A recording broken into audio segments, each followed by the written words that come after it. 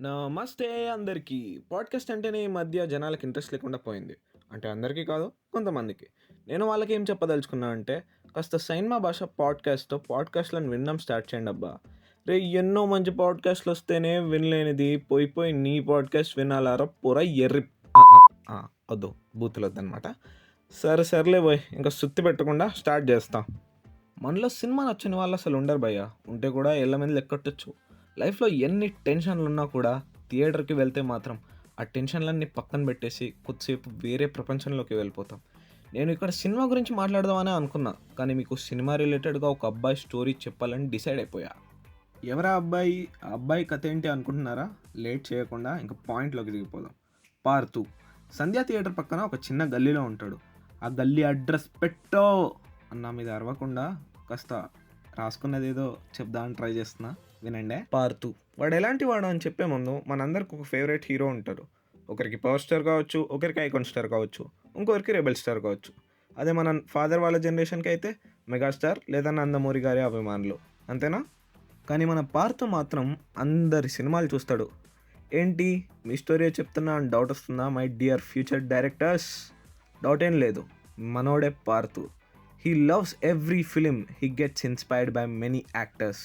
మన హీరోస్ అందరికీ ఏదో ఒక ట్యాగ్ ఉంటాయి కదా, అలాగే మన పార్తు సారీ ఫ్యూచర్ డైరెక్టర్స్ అందరికీ కూడా గ్లోబల్ ఫిలిం ఫ్యాన్ అనే ఒక ట్యాగ్ ఉంటుంది.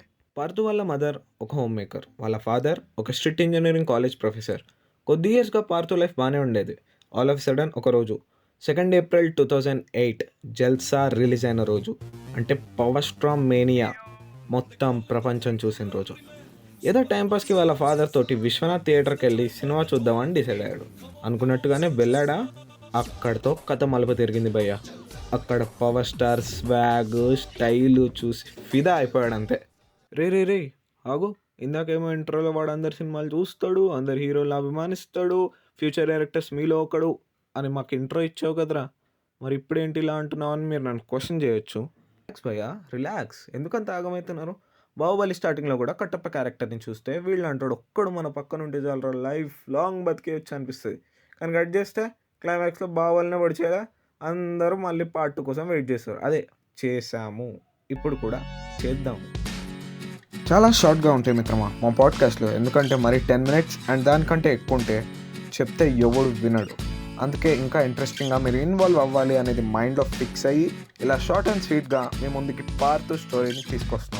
I hope you enjoyed hour very first episode.